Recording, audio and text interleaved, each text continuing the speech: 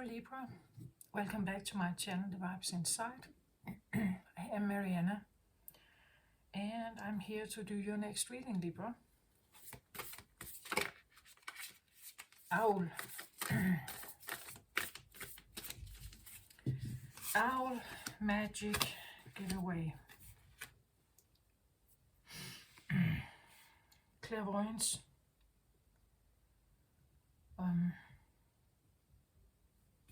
Clairvoyance giveaway. Maybe you give away clairvoyance or downloads or secrets, perhaps.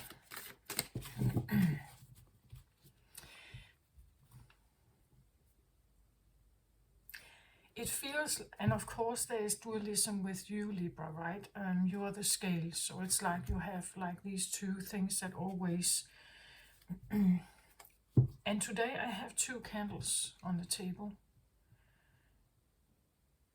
It's like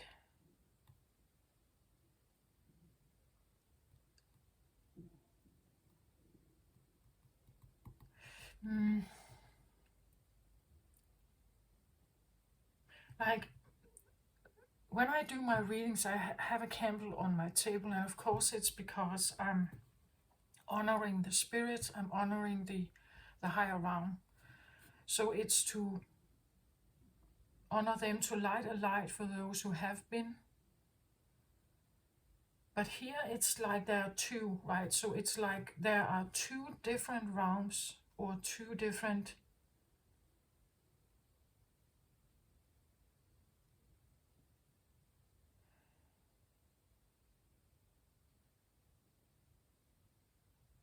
I feel like it's like honoring or understanding two different, because you have your side. You could say you have your ancestry, you have your Akashic records, but then there's something else also. Sometimes the people we deal with, it can be family, but if it's not family, if this is someone you care about, you love them, but they are not, at least what you know in your biological family, have nothing to do with that. This is an entirely different energy. And then there is a light that I feel like can be for them. It's like holding space or light for someone else.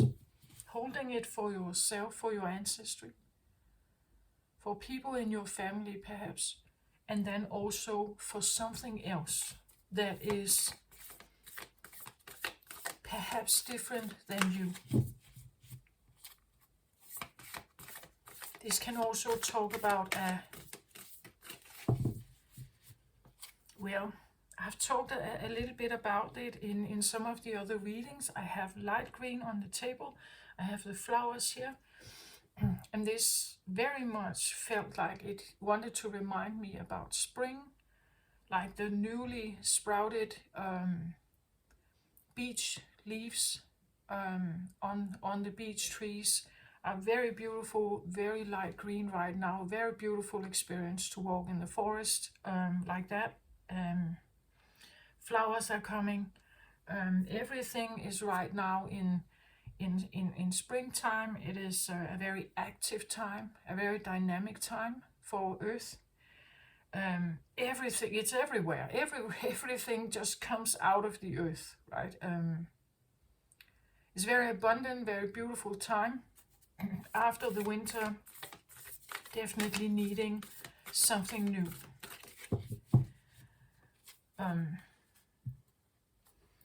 In Eastern religion,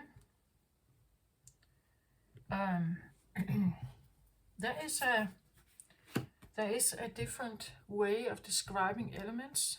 I normally work with what is called the four elements of fire and earth and water and air. But there are 5 elements in the Eastern. How is it? It's earth, metal, fire, wood,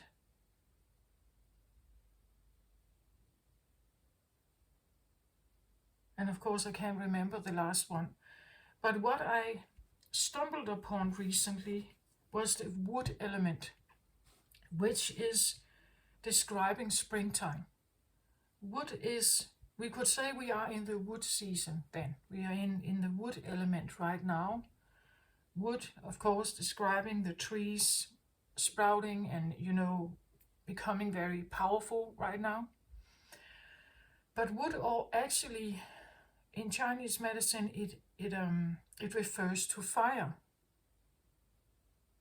It refers to fire, meaning that, as I just said, it's a very active time, it's a very dynamic time, it's a very, you could say, even though Mother Earth is doing the job of making everything sprout, you could say it's definitely highly engaging with the fire energy of the sun. Without the sun, nothing would sprout, right? And right now, these two elements are connecting very strongly with each other. It is at least in the opposite hemisphere, due to the tilt of the Earth and the four seasons. This time of year is perhaps the most sometimes a bit out of control, the springtime. This is where all the new babies come, all the new animal babies come, right? This is a time of vegetation growing wild and brutally almost on Earth. It's everywhere, everything.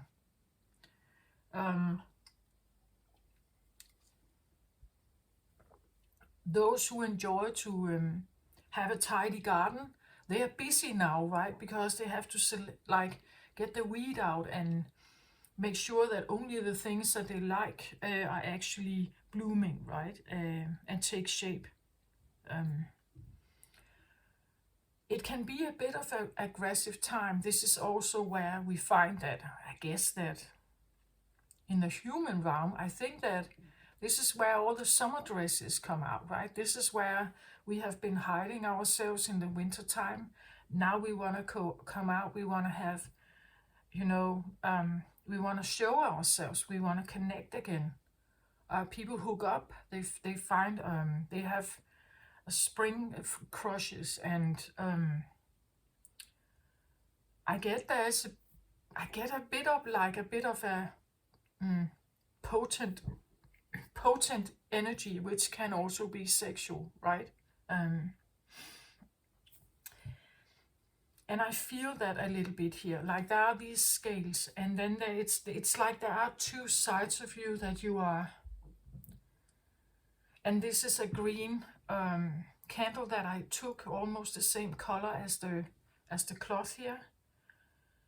And it could be the feeling that the wood is on fire, right? That the wood is on fire, that there's some kind of energy, Kundalini energy, or something that is coming to the surface. This mating thing, I feel like, also is very prominent during this wood time, right? That mating is in nature with animals, but also in the human realm.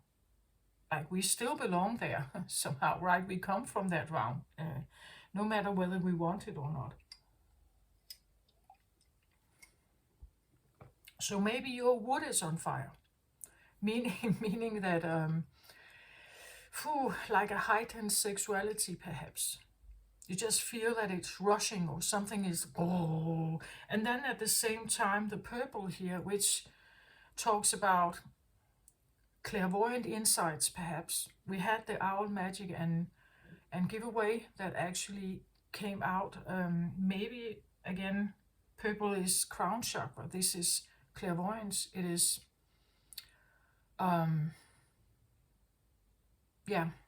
it is clairvoyance. It's something you know perhaps about your own sexuality.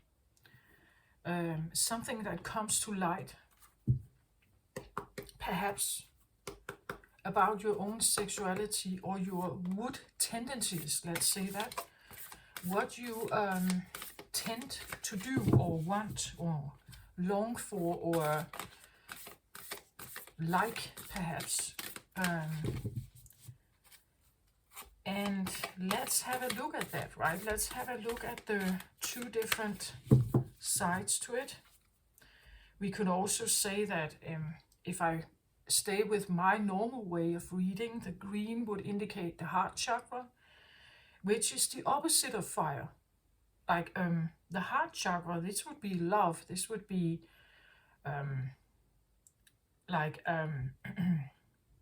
fire can be extremely aggressive. Like this can be like Zeus, right? It can be an energy that conquers. Like that can be the energy of wood also. Something that can be aggressive, but of course it can also be mastered, right?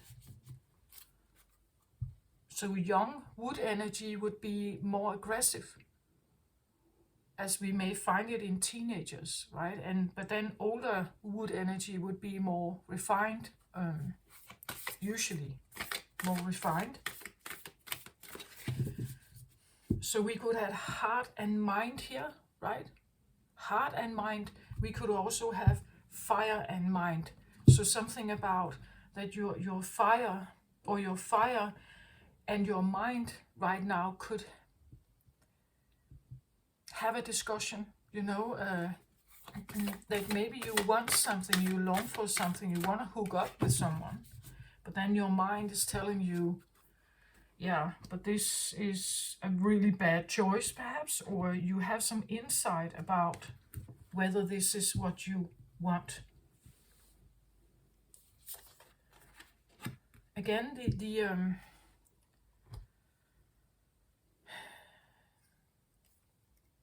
I have a sense of like a fire, that there is something going on about the fire. I felt it for several days, that there's something about, I've had several cards that talk about sacral chakra, which is sexuality also.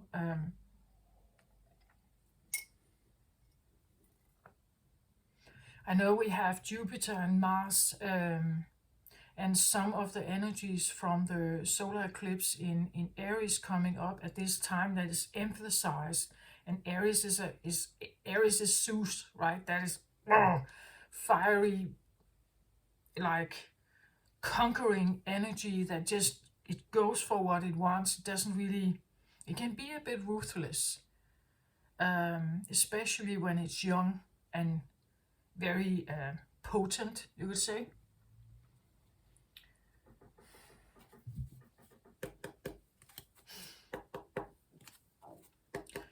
So maybe it's like you are both perhaps very wood fiery here, and then at the same time you want to be clever about it, or you want to make good decisions, or you still want to be, what could we say,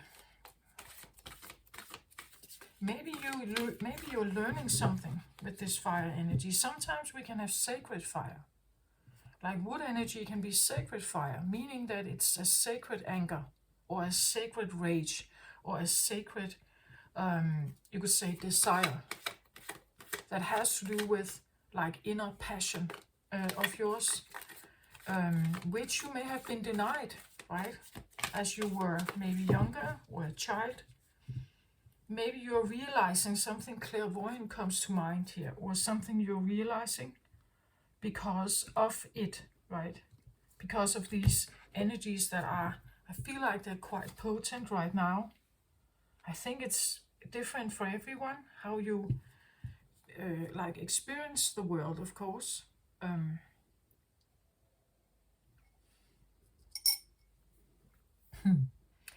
Now I get something like a sacred vagina.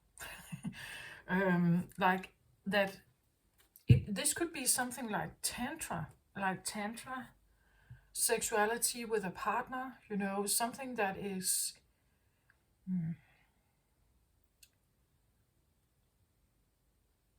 like taking sexuality to the next level, perhaps, instead of taking it to a different lower level, perhaps.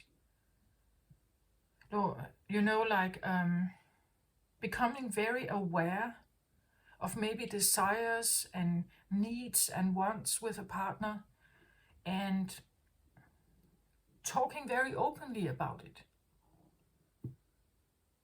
I want to treat myself best possible, right? So I have, and I am in charge, right? I heard someone said not so long ago, in a short video, they said something about many people, or many girls or young women that are on the dating field. They hook up with certain men, and then afterwards they tell them, they talk about them as if they are trash. Yeah, they treat them like this and they treat them like that, and then so they are kind of trash. And she was asking, but if you know this, like if you can read it already, like their body language, the way they like keep themselves, if you can see it already, why do you let that into your vagina? Right? That there's something about, if you know that boys are bad boys, like you should probably expect that this is what you're letting into your life. I know that some people think that you can heal them and fix them and so on, but believe what people show you. Like if you are,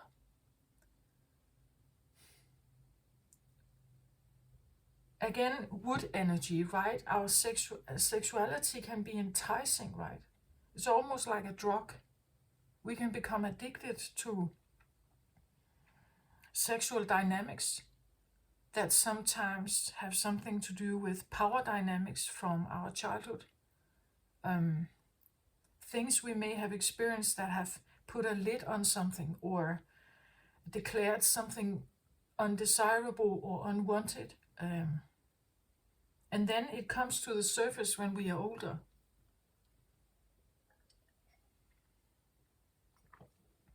And maybe sometimes it comes to the surface where we are not really prepared. It can be overwhelming.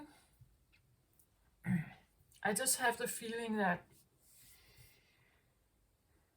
there's something about having awareness about two different things, or holding space and light for both of them. Having compassion perhaps, or understanding for, if you have felt like a sense of fire rising in you, like a kundalini rising or something. There could be something about trying to understand that energy, what it wants, what it's telling you, what's the story here, and how it may help you. Like, can it help you? Because fire is very powerful. It's extremely powerful. It's life force.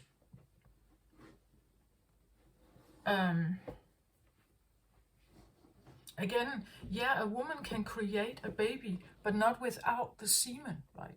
Not without, she can't do it alone. She has all good things in her to do this. She's equipped for this, she's made for it, but she still needs, she still needs the semen, right? She still needs the,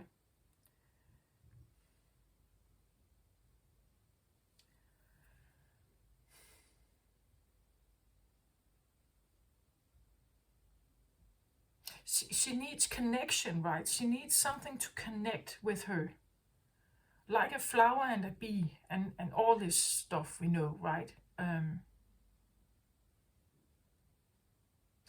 it's literally that, like it's two different energies. They're very different. Fire is very different than masculine energy. Mars energy is very different than feminine Venus energy. And sometimes I think we try to want to make the other more adaptable, to each other, but literally they are different. I think that if you can have healthy feminine energy, you can have healthy masculine energy, then you can have repressed masculine energy, repressed fire, you can have repressed water.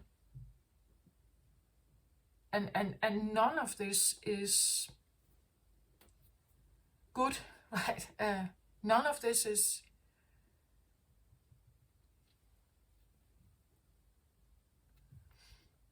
there's a reason why we talk about the shadow, that we have a shadow, that there is something else behind the scenes that also is pulling strings in our behavior. It is said that we, on a conscious level, when we are awake and the decisions we make, we are making decisions with like 5% of our active brain. Underneath it all, there's more than 90%. It's like under the iceberg, right? That is pulling strings that we have no conscious awareness about it. Maybe you have recently figured something out consciously, right? That is helping you to understand something about wood or fire, especially during this season, which is very, very potent in itself. Okay, so let's have a look at this. Again, the owl comes out. Yeah, definitely seeing something very clearly here. The owl is said to, like have, I don't know if it's 360 vision, but seeing everything now, right? Seeing something very, very, very clearly. It's interesting how I put my angel here. I actually didn't really think about it now, but actually it's right in the middle. Like there's something, maybe this is this owl. There's something that wants to come in here and be here as a helper, I feel like. A helping hand, lending a helping hand.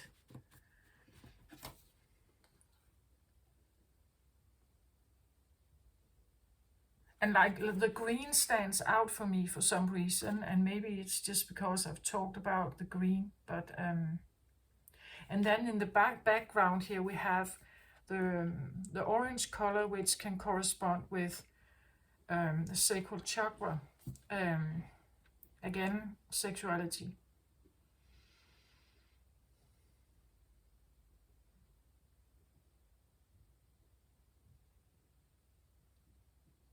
I get this feeling of like someone staring at, it's not just someone looking, like they're staring, like they're, like staring at, as in eating you with the eyes, right? Like staring and,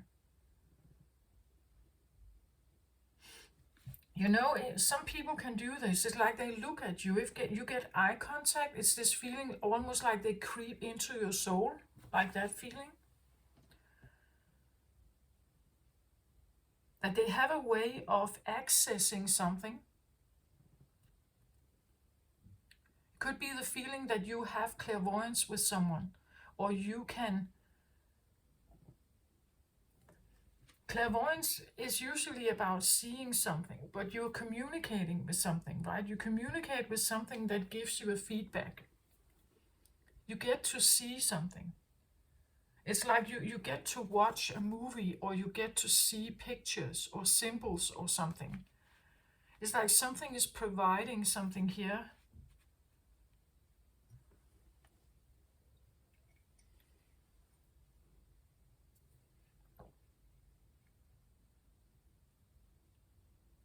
For some reason, I want to say it could be a helper here, that there's someone who is like coming in with certain information here.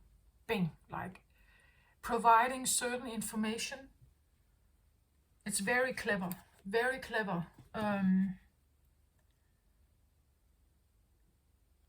Very intelligent, but also piercing. It's like it has to pierce through something for you to see it, or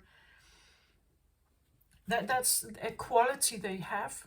Like they have a way of like piercing through the most, like the hardest titanium for you to see something, to understand something. It's a talent of theirs, yeah. That they have, that's one of their powers, that they can break through titanium, right? And tell you something, show you something. This can be a guide that you have, that clairvoyantly you are actually working with this one. It could be, like I said something about ancestry. There could be something, this could be someone on the other side that is telling you something, and they see very clearly, right? And they will not leave you alone until you get it, right? They are very focused on some kind of mission, it feels like. The book may say something else, but that's what I feel like. Owl is the master of the night. She can see situations with perfect clarity. Yeah, exactly. More so when it is dark, and is able to discern truth when others are sightless. She helps you find your light and your lightness in the darkest moments of your life, and to embrace the night as your ally. And night is feminine, right? Night is also where the shadows can hide, where the demons are, where the skeletons are, everything that is shameful or considered shameful, and so on. Owl can bring you messages from the invisible world. There, this is here I have clairvoyance, right? She opens your ears so that you may hear the voices of the ancestors, and you may acquire their wisdom and make it your own. Look around you, notice every detail, and find the hidden messages brought to you by Owl. Do not shoot the messenger. Be grateful to the friend who shows you what you have not wanted to see until now. Observe all the facets of the diamond without judgment. Remember that the facets you dislike are often mirrors of the parts of you that you do not want to recognize. Do not be afraid of the truth, as it will become your compass. Owl guides against self-deception and insists that your motives be pure and transparent to all. What is the message that you are not hearing? The situation, or you have not been hearing? What is the situation you have not been seeing with clarity? Owl invites you to wait patiently. Bide your time until it is night to act. Bide your time until it's right to act. Then do so decisively with no hesitation or remorse. Yeah, I do get that. Insisting. Like it pierces through like a titanium wall, through like a laser beam, right? The way, like the way their eyes are, they're extremely, very focused and very decisive here in wanting you to get to see something.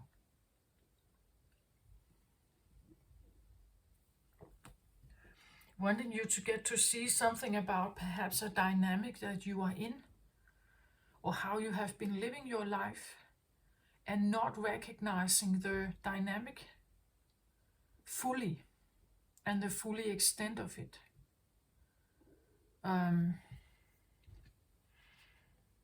I get a bit of like a power dynamic here. Power dynamics can be quite sexual, right? It's about conquering. There's a fight going on. I believe sexuality can very much be about some of these things. Like fire energy is, well, it's life force. Sex can be extremely beautiful, but we also know that there's a whole industry of sex that has nothing to do with love. It is purely a place of like fire release. It's stress release, frustration release. It is it has nothing to do with like long-term commitment. It is one night stands. It's quick. It's only to have a sense of relief, of frustration or stress or other built up fire energies that may come. You know, sometimes there can be, if you are constantly, let's say, if you are a person that is constantly rejected by partners, this can build up a frustration, right? And then you can look at other women or men that have like a swarm of potential partners around them, and find like having the frustration of, or and also a sense of maybe powerlessness, that you can't do anything about it, that this is just the way like the world works. In the matter of power, it's about competition. Like that is the drive. And that's what I really want to emphasize, that everything that is competitively driven, there is no love in there. You can't put love in the midst and believe that it's going to be something else than it is. It is not. Like it is not. It simply isn't. To fight, to be a fighter and participate in a competition with someone, you are activating fire in you, not heart. Like it's fire, it's not water. I believe sometimes like the most fiery men, they can sometimes find very beautiful but watery women, because the water makes you more submissive. You are a peace person, so you won't fight them. Like they know that your water in some way will soothe them, right? It will be a healing force, a soothing force that can make them relax.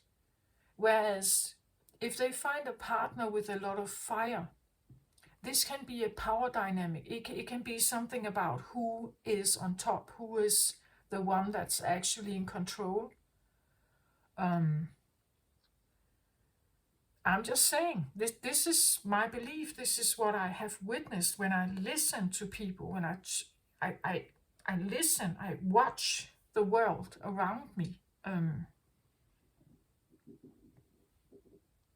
It's so interesting in marriages, and if the men say, for instance, we know that adultery is driven differently by men as women. In marriages.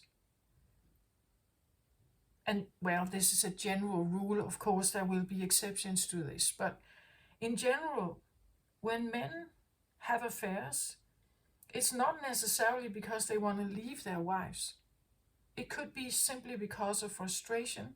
It could be because they have certain sexual needs that the wife is unable to help or perform or something. But they still have it. Like they still need this to be dealt with somehow. Because otherwise it burns them, right? And then it will just end up in something really terrible. But when you ask these men, the woman, if she figures out that he has been sleeping around, she can be extremely unhappy and taking it very personal because it comes from the heart space. And he will say, yeah, but they don't matter. They don't matter. It was just sex. And that's literally it. They don't matter. It was just sex. But usually it's not how we communicate, right? Like the values, we need a different conversation where some of these things have to be cleared out. Otherwise, you can end up in this stuff here where both of you are burned by this, both of you are hurt by this, and children maybe, and so on. That we have shadow sides to us, and the owl could take you into the night, meaning that this is a guide in the night, meaning that you may experience that there's something revealed. Something is revealed in the night, maybe at night time, or when you wake up in the morning, it's like you are aware of something, because this one has a way of piercing through. It is determined for you to know this, right? And it could be an ancestor here, or a helping hand. It's something about becoming very real, like not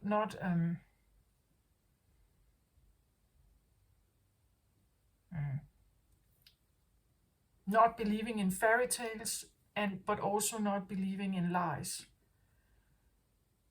and even self-betrayal.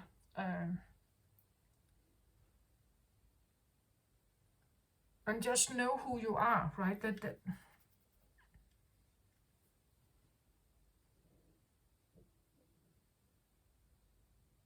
I think sexuality is a very different, or a very difficult subject, actually. Because there is what we can say a good side of sexuality and sexual encounter, a beautiful one. And then there is the rest.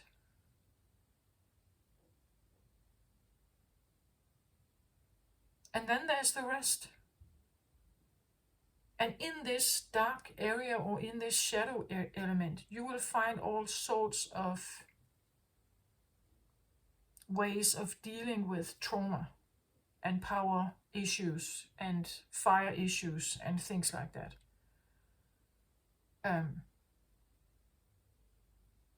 And in my book, it's just about becoming very real about this, knowing yourself. This idea that, that most people are normal in regards to sexuality, I don't think so. I think actually we have more abnormality, or, these secret tendencies of something that you don't talk about, or we are not quite honest about them, or we are ashamed, or it's painful or something. I think that there's more of that than the beautiful, happy, abundant, equal give and take and commitment. And I think it's there, of course, but and yeah, people we get married, we get children, we live in the suburbs, we have a happy life. And then there is this thing in the night here.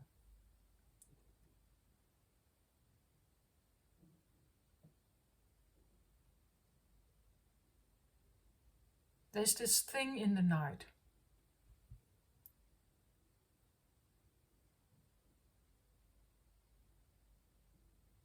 And it's coming to the surface here. Okay, let's have a card on the... Yeah.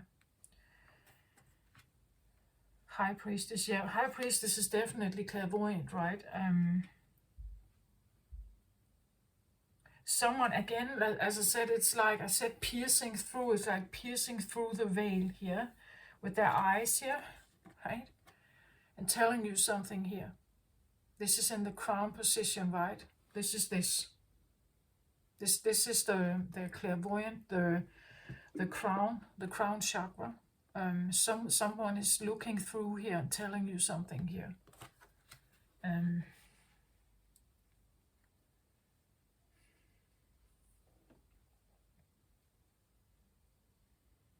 And then I get the crystal keys at the bottom here. And you can look how it is.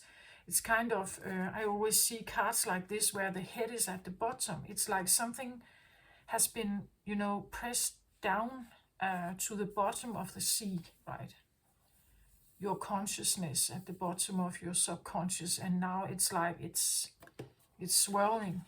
From the subconscious, something is swirling upwards for you to recognize it and see it. This can also be, well, it's not green, but it's definitely knowledge, the blue here, the blue, purple, red, pink, light blue. This is definitely about a voice, it's about identity, it's about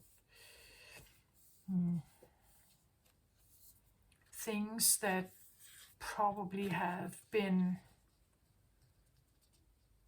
but it's a key. It's a key to something, right? A key or a puzzle piece, a missing puzzle piece, the feeling of, now I get it, right? Now I get it.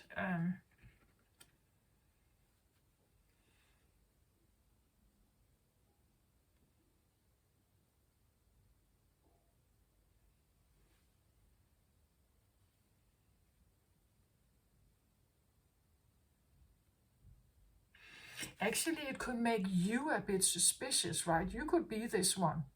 Like after someone here pierced through and told you something, you could be this one. You could come across like that one. Like you can look at someone, right? And then it's like you just pierce through to realize what are their true intentions, right?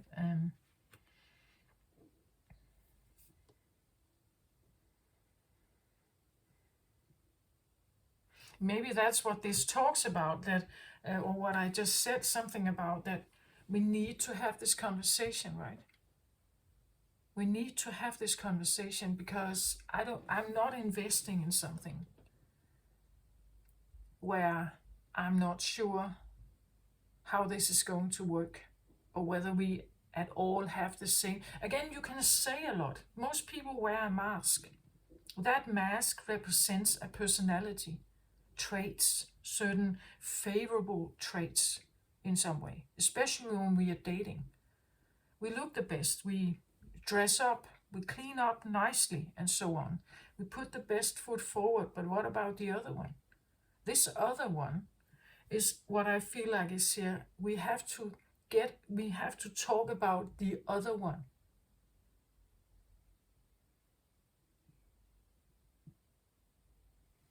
We have to talk about the other one, the other foot, right?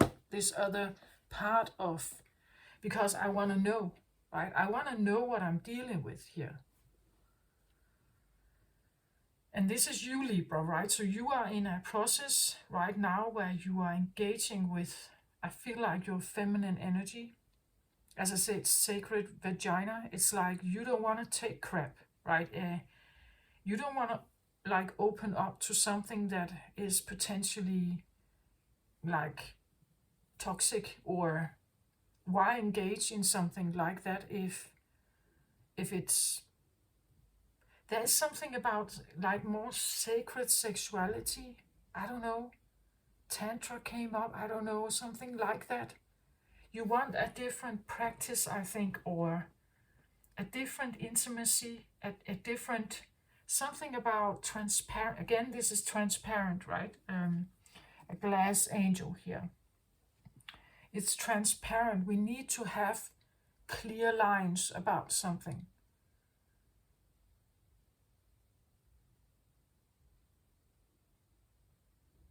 It's almost, like someone saying, intimacy and sexuality is like a business contract. I want to know. I want to know. I want to know everything. I want to know everything, all the bad stuff. I want to know everything. I can tell you I can tell you, I can tell you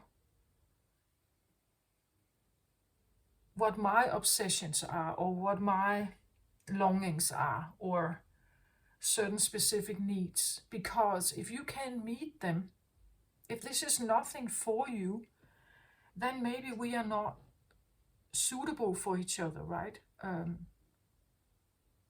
It's something about looking for the partner, I feel like, and being very real about it. But first you have to become real yourself about yourself. And then the possibility of talking to someone else and then fully accepting them, how they are, and what makes them tick, or what is their thing, what is their foot, this other foot.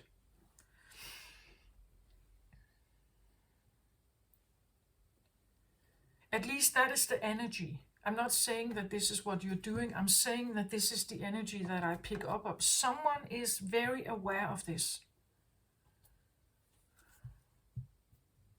So I don't know if there could be some kind of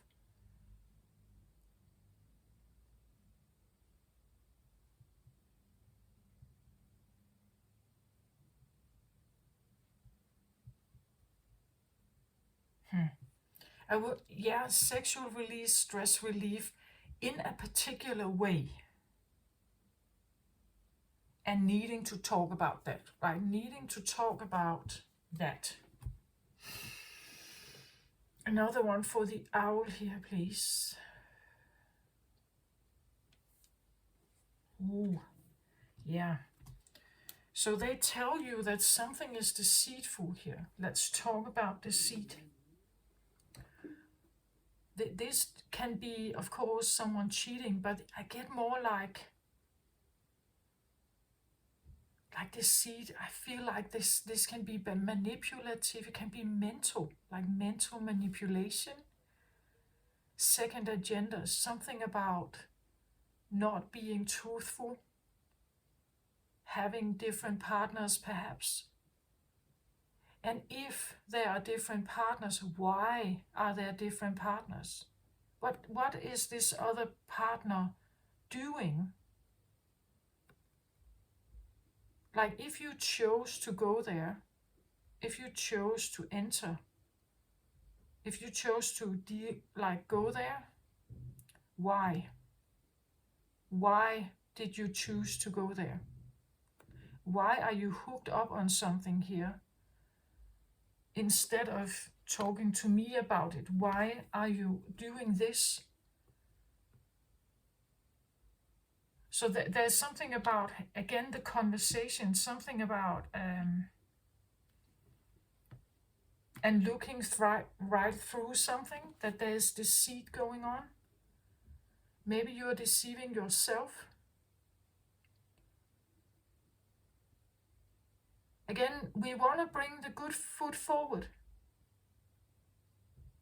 Maybe you want to be loving and caring and sensual and, very Venus-like, open and laughing and everything. But maybe underneath it all, you are a bit of a control freak.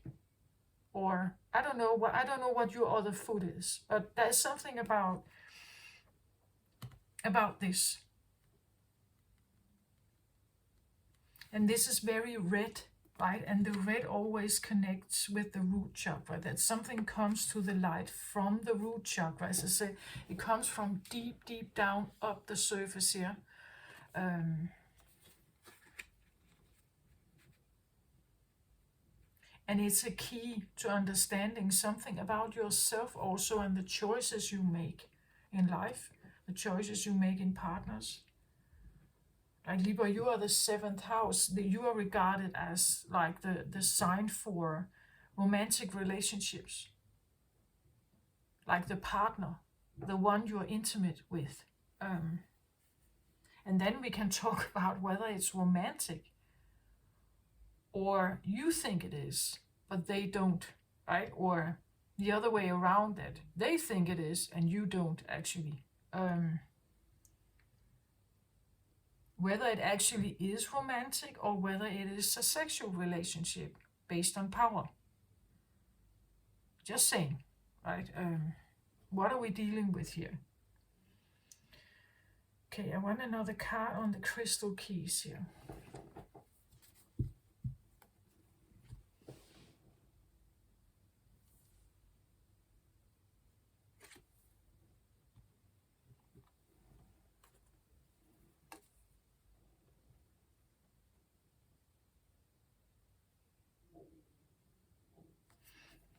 I get the Page of Cups here.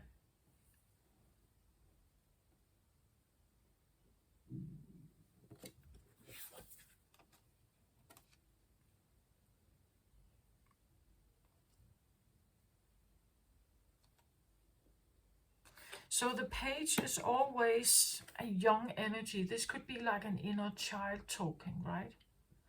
A memory from childhood perhaps here.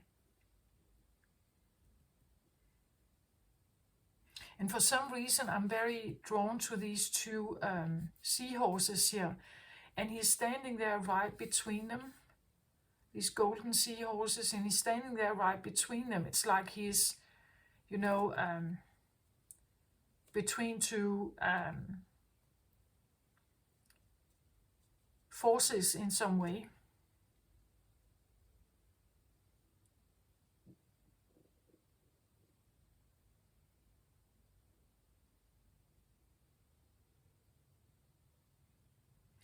The Page of Cups is usually like a beautiful little child here.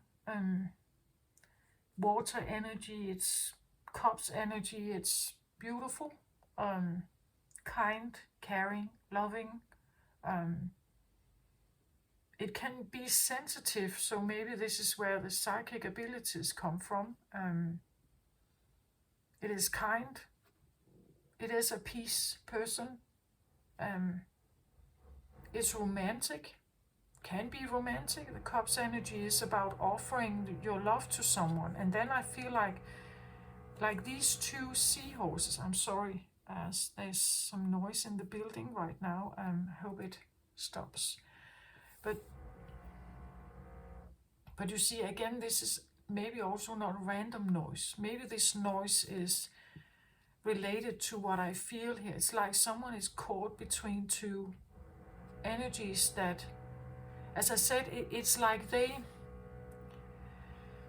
facing each other here, like, you know, like opponents, two lions that are almost about to attack each other, right? Golden here. Golden in the sense that they could be, that this comes from the solar plexus chakra. That this means power, right? That they're fiery, perhaps, even though they're seahorses. And someone has been standing right in the middle here of two, yeah, I get rivals, like two rivaling forces, and then someone standing in the middle there, trying to soothe something. But you see, this is an energy that you will never be able to bring enough water to this. Like if these two look at each other and they have decided that they can never get along, no matter how much water you try to pour into this, it's an everlasting fire or dispute. But again, I feel like someone caught in the middle, and it's not even your dispute. Like like you were actually supposed to get out of the way and just let them figure this out somehow. But for some reason you got involved, and I feel like as a child you may have been like literally standing there witnessing something.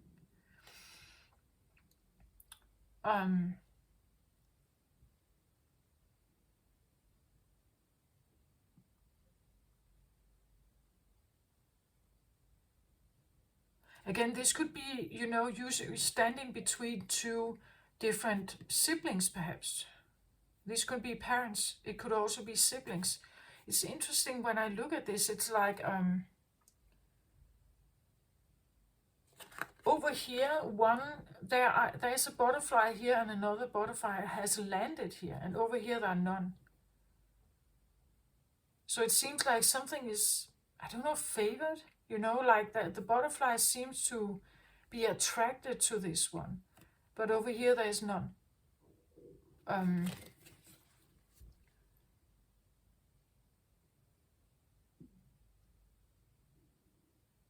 Even though like they look the same to me.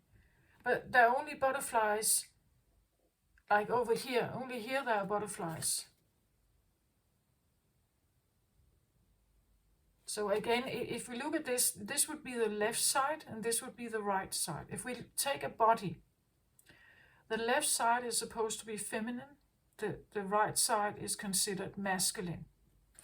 So here it could talk about a story of that masculine energy is favored, right? Where feminine energy is not really that favored. And there could have been something going on here, maybe jealousy or something. Again, someone could have had affairs here. And, you have been in the middle listening to this perhaps. Overlooking this. Someone, again, if someone chooses to have affairs and the other one can do nothing about it, and this is what you've witnessed with your little heart here. I don't know, something like that, but there could be a key here about this, a realization that you have that this was never your dispute, but somehow you got caught in it, or you heard about it, you listened to it, or witnessed something, that someone seemed more favored than the other one. That this is where all the butterflies are. This is a more attractive flower for the butterflies. Right over here, there are none.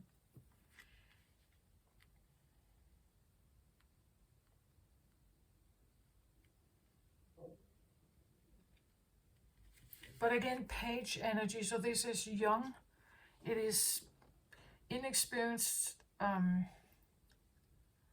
It is maybe they are telling a story. They are sharing something they have witnessed, something they have overlooked. Again, children do that, right? They observe the dynamic in a room. They learn from it, especially if you are a woman here. Your closest role model is your mother. If you are a man here, your closest role model is the father. So depending on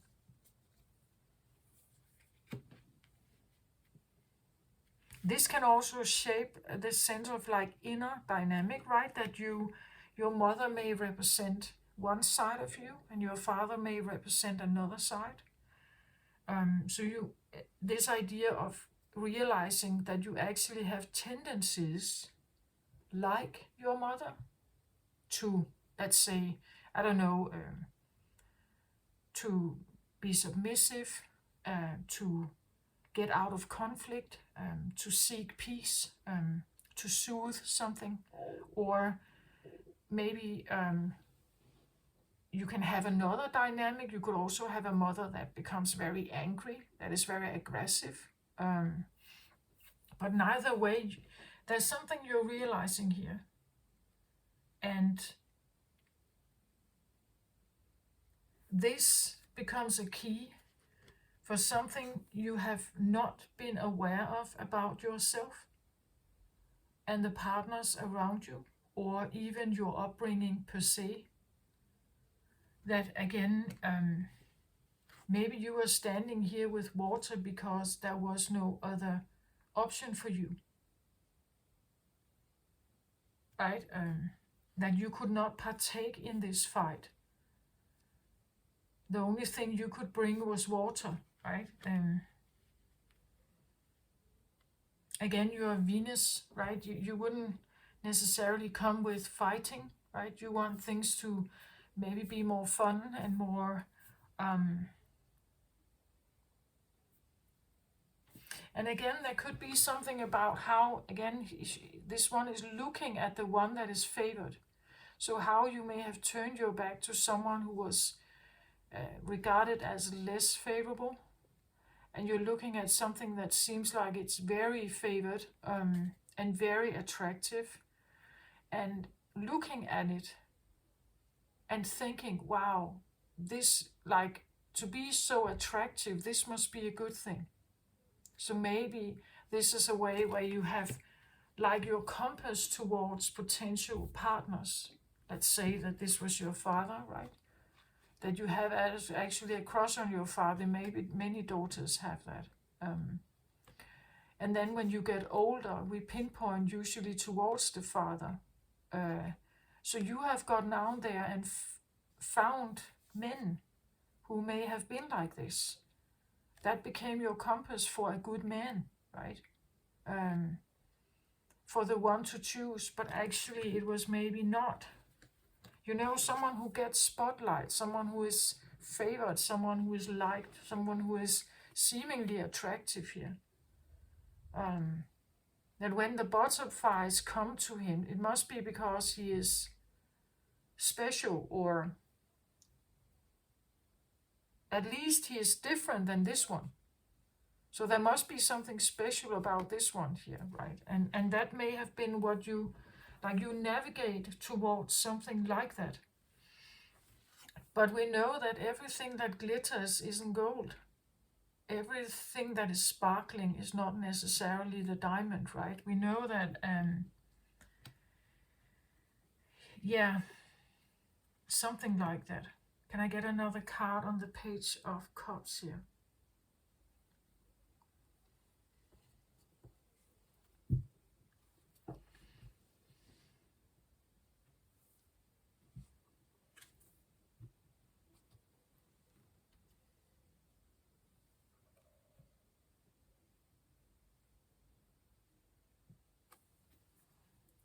So I get this card, walking away.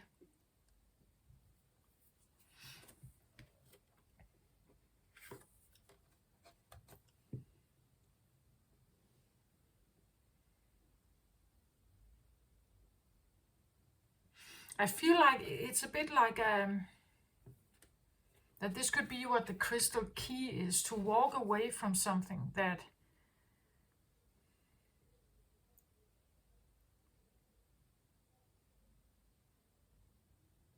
not really is your thing to solve. Like, listen to the guidance you get here and walk away from dynamics that are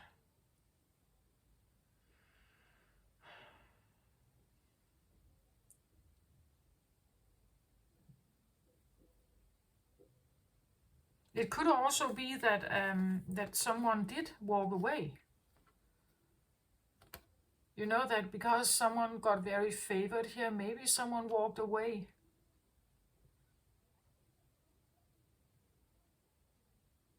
Like in your life, maybe someone left. Someone walked away, left. Maybe the one here. And you have been on the outlook as a child here for them ever since. That it could have become a compass for you to kind of find this special one who left here. But it's someone that you have, like, you have kind of turned your back to this one, and you're looking at this one. This is favored, maybe by the world, but also by you. And the status that they have, the way they conduct themselves, the way they speak and talk and laugh and everything, this becomes your compass. It becomes, but then if they left, you know, if they left the scene, then you would be abandoned, perhaps. There could be abandonment issues here about someone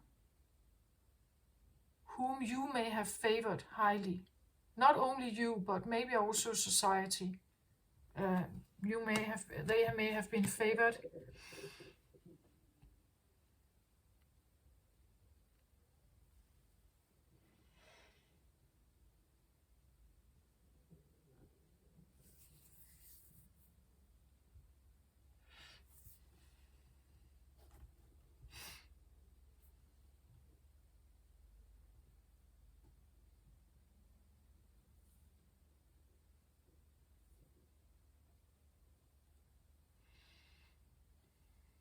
Okay, the High Priestess here, let's have a look at her.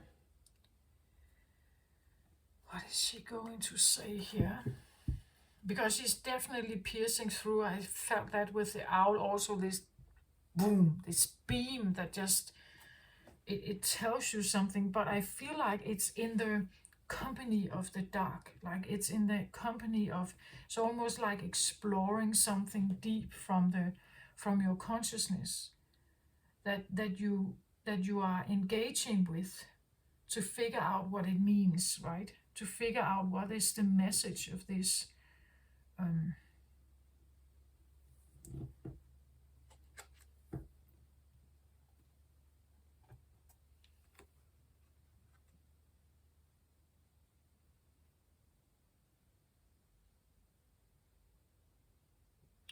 So I get the three of Raphael here. It talks about reasons to celebrate a community of friends, happy announcements regarding relationship or children.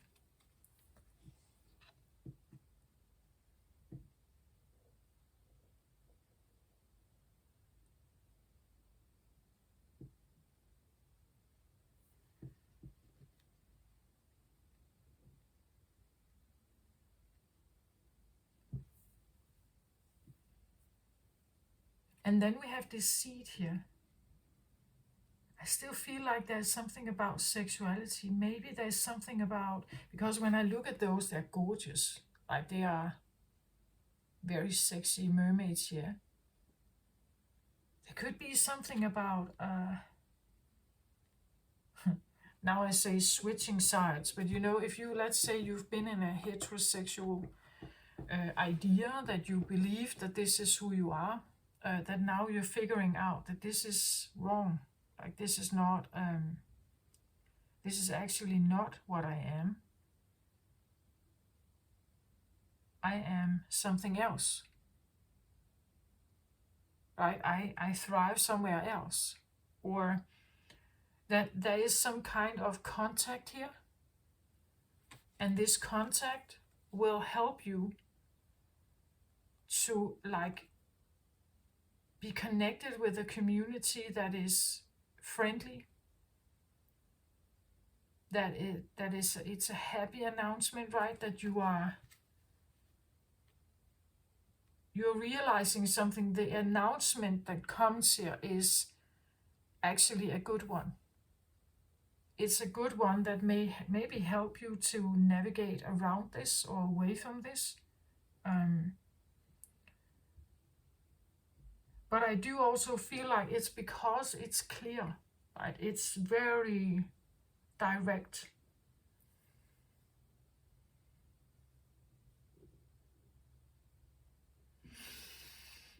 One more card on the owl and the deceit here.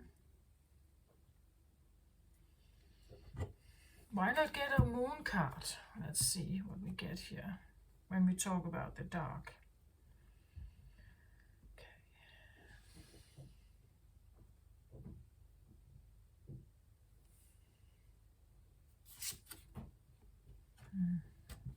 So I get innovation here, new creation.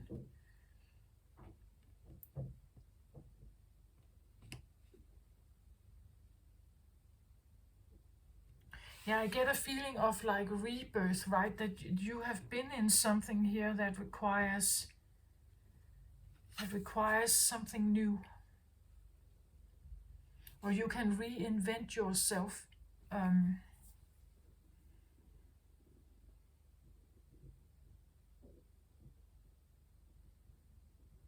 For some reason, I feel like, again, I see these two power dynamics that are going on here, right?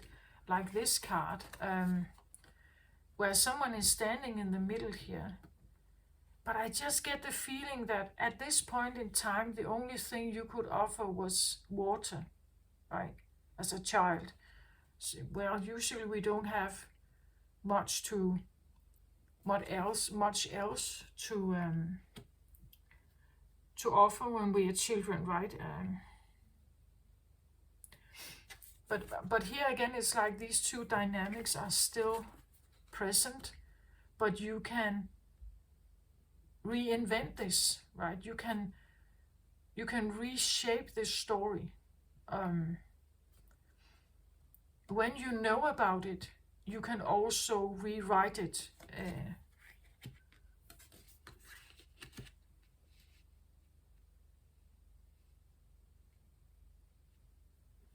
And here she is now standing facing front. She's not looking at either of them. It's a bit like what this is, right? It is like there are these two fires, you could say, and then this one standing in the middle, but they are not, like facing one more than the other here. They're not leaning more towards one than the other. They are kind of looking just straight forward, knowing that both are available, both of them, maybe part of you or both of them are,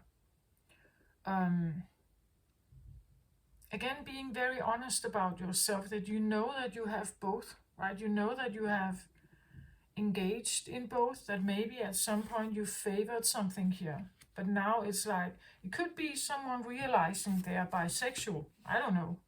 Just saying. It's just, don't, or that you have other preferences that are, and you know that when we grow up as children, first of all, we are usually bound by the gender that we are born with. So if you are born with boy genitalia, you are considered a boy. When you are born with girl genitalia, you are considered a girl. And there is a preference to you being that still, I guess. But then we know that there has, like, sexuality has evolved into becoming way more talked about. Like now there are all kinds of preferences. You're not just man, woman. No, you can be all kinds of, you can be a woman in a man's body, a man in a woman's body. You can choose to change some of it, like your appearance. You can lower your voice, you can get breasts, you can reshape your body. But not all are doing that. It's just an awareness. They are aware about something. They are aware about, like, a tendency that they have, or a feeling, like they can feel it, right? It's like they have a voice in their head that kind of tells them this. Some have the feeling that they are not an I, they are a we. So they are more than one there at the same time. Not just one as an I, but I am a we. Or we are a we, because the feeling is that there's more than one in there, in one body, right? And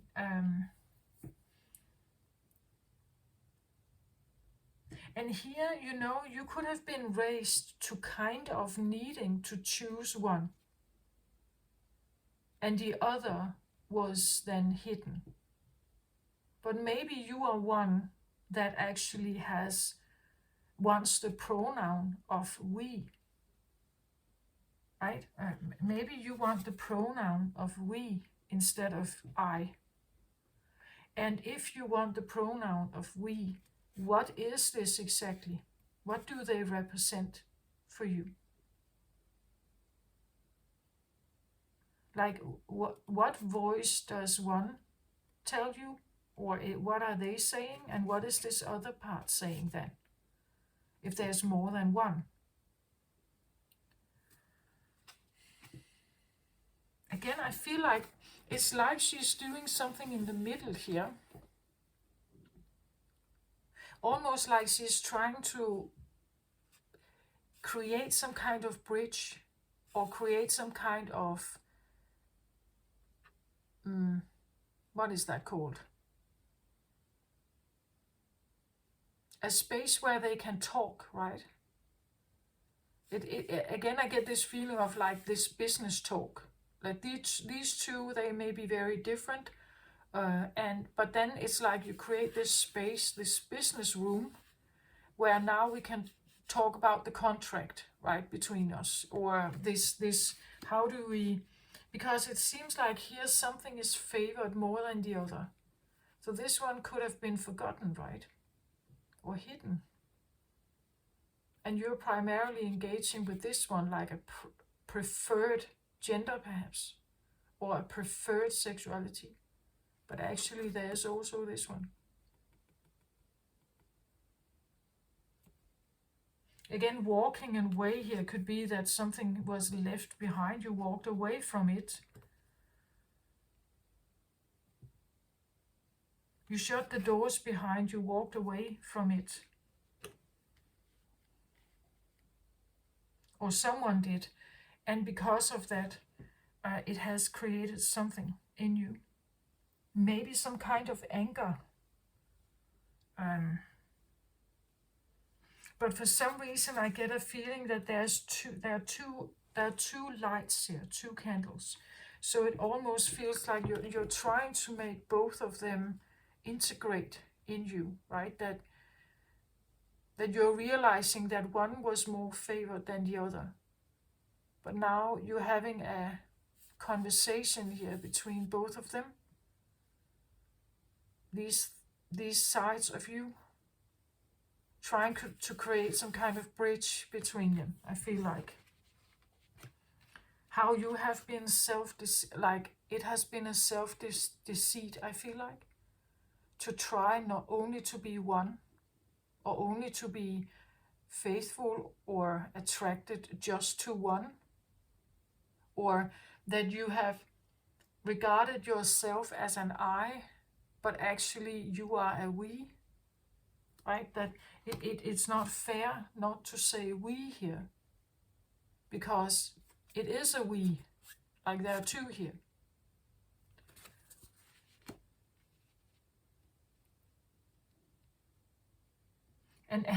And now we actually see three here together. So if we take this, then you have these two here, up here, and then you have the other one, like a triskel or a triangle, like a threesome, you know, but that there's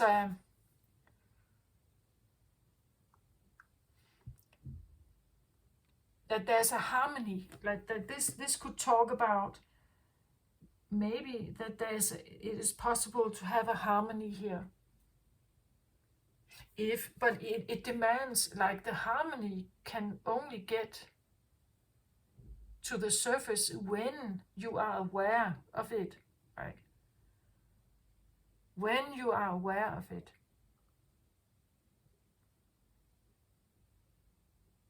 I don't know, some people they live in, I don't want to judge anyone here, but there could be something about, let's say that,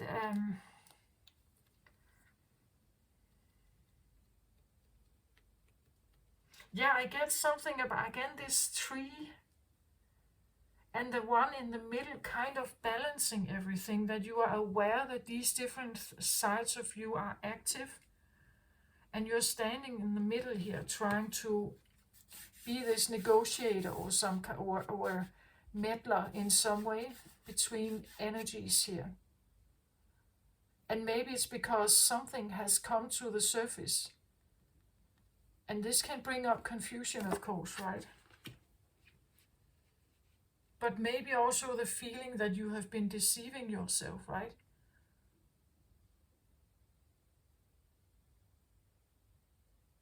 Let's say you have convinced yourself, right, that you were heterosexual, for instance. And you have lived a life like that. Maybe feeling ashamed about it and not really fulfilled, and like that you couldn't find the reason for it, right? Because it was supposed to be so good, right? It was supposed to be the right choice. Like whom you should give your heart to, it was supposed to be the right choice. But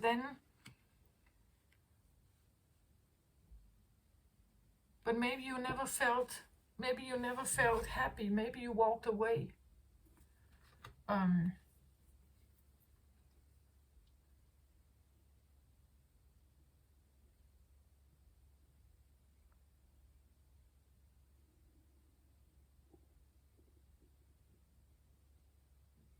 just have the feeling that this is again, this could talk about that you may have favored someone because they had a lot of charisma and, appeal in some way. But actually, this is a player energy, right? But you didn't know that, right? You had no idea. They may have walked away. You never saw them again. You were missing them. And then you find people like that in your life who do the same thing. They show you something. You trust in it. You hook up with them, and then they leave you. And now you're realizing it, that this can be reinvented, right? It's up to me to reinvent this bad story, to turn it around and create something else with it.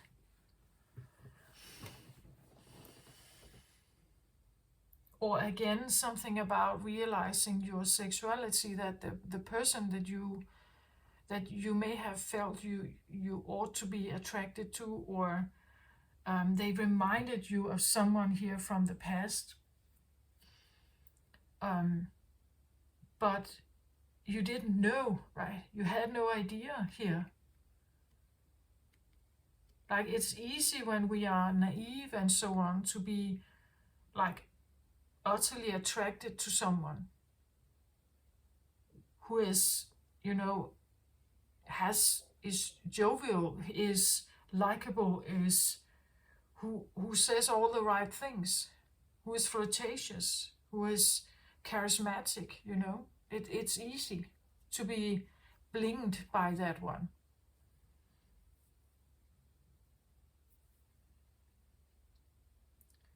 But someone is standing here right in the middle, and she's looking forward, right? She knows that these two like parts are active, that she knows that they are there, right? But is it possible to create a bridge between it? Is it possible to have more than one lover? And they are aware, can we coexist all three together? I don't know, I'm just saying something, right? But the point is that the high priestess here is like this clairvoyance that is looking through the veil, saying something here, showing you something. And they are all women, right? So for some reason I get this feeling that there could be something about gender, sexual gender preferences or something like that. And it's all up to you, right? It's all up to you to reinvent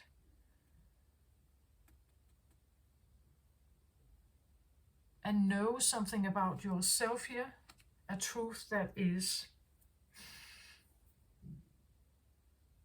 again, like being attracted to, or actually finding more happiness here.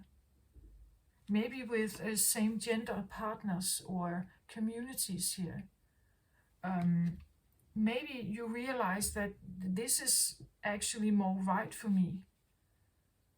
That what I learned here as a child, how fascinated I got with something, it turned out to walk away from me, or away from us. So perhaps if I look for something else, it's going to be a community that stays, right? That it's not leaving.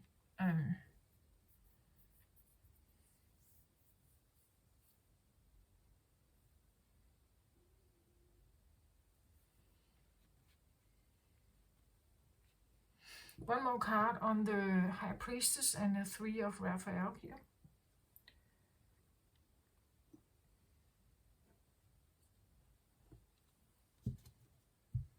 I guess that, well, many grow up with a certain tone of religion also, right? What's right and wrong, and if you have grown up with like Catholic teachings or Christianity, perhaps in the Bible, there would be a judgment between the genders, like a woman should be with a man, right? A man should be with a woman.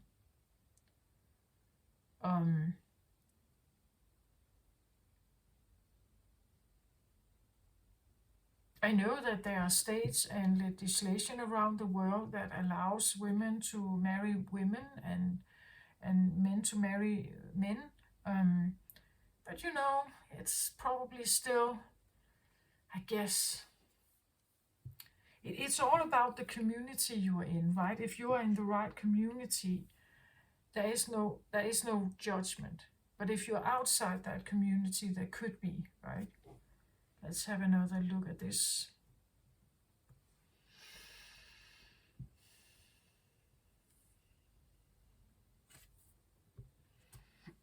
So I get envy here, right? Yeah. Envy is a bit the same card as this deceit card. Envy is something you can have and others can have it, right? Maybe you envy something here that seems like more golden. It looks like you are forced to stay in this dark room and the grass looks greener on the other side. So this can be you, right? Something you have figured out and you feel like you have maybe betrayed yourself by staying here or being loyal to something, being committed to something, and now you just feel like it's way greener over here. So this can be you, it can also be others, right? Others that feel like if you are making this jump, if you're going over here, others could be envious of you, envious of your choice, envious of your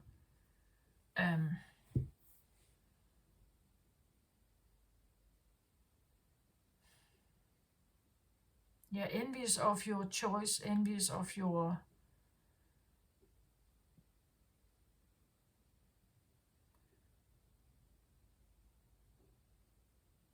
like your decision to just follow your dreams. Again, someone here walked away maybe to follow their dreams or follow their intuition here, right?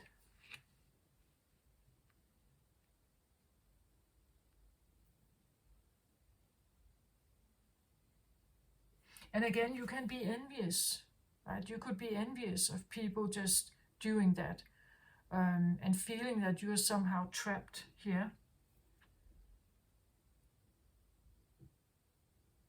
This can be part of the darkness that you need to face here, right?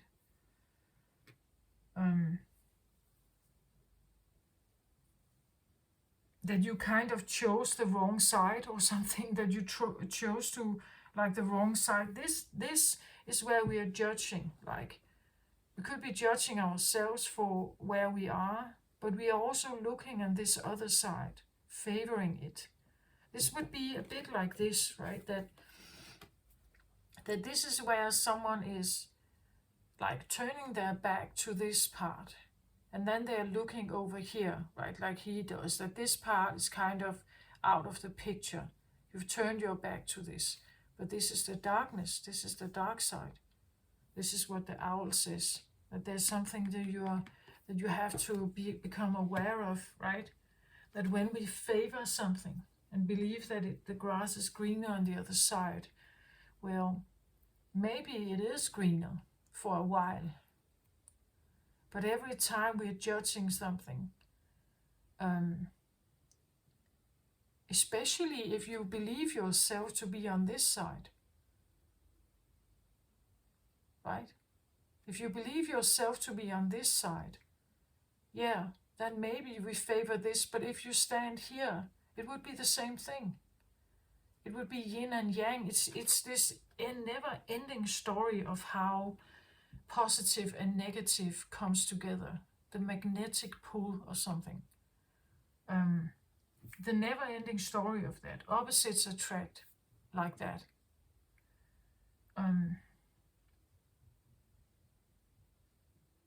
But because opposites attract, it doesn't mean that it's easy. It doesn't mean that what you come from is dull. This can actually be a very like a good place to be. As I said, it can be a place where you actually feel at home. You can be yourself. You can have fun, good times here, right? But here it could be that it's like needing to prove yourself to be able to get over here.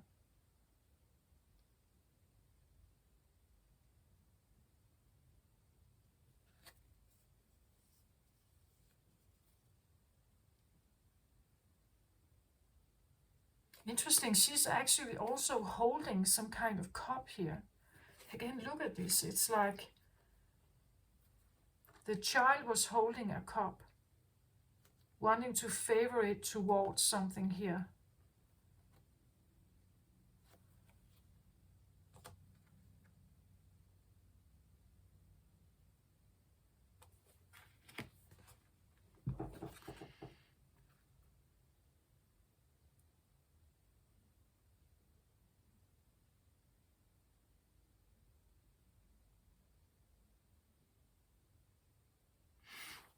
It feels a little bit like now someone is way older here.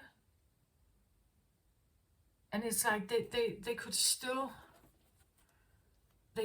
find themselves being drawn to something here. I just have the feeling that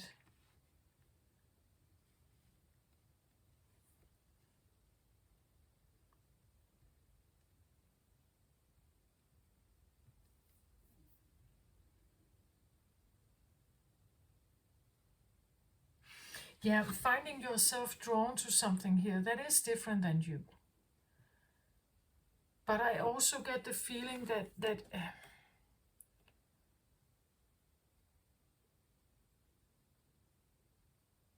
like you are way older now, but you could still have the same tendency to be drawn towards something, like realizing this is actually the same thing I did as a child. I did the same thing.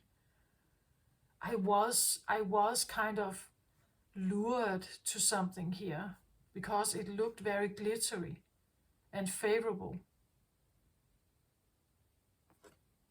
But for some reason, I know that it's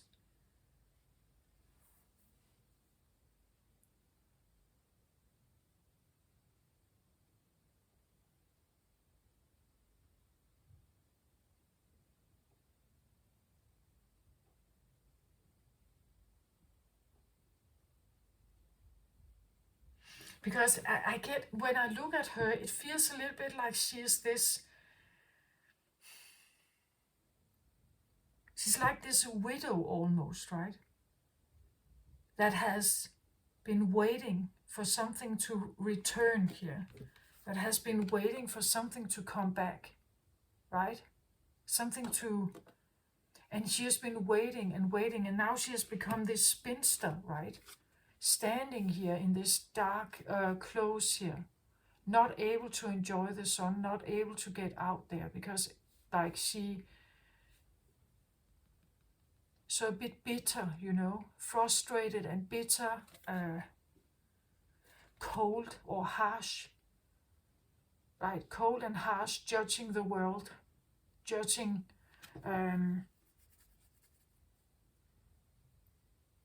but still standing with the cup, waiting for someone to arrive here. It's still an empty courtyard. Still standing by the window waiting here, right? For the one who was favored here to return, the one that walked away here. Then maybe you find yourself still having this abandonment thing going on. But it's just now you're way older. You've been waiting, perhaps, here for someone to come back, wanting to bring something together that it could show up. But this is deceitful, right? You are deceiving yourself. It's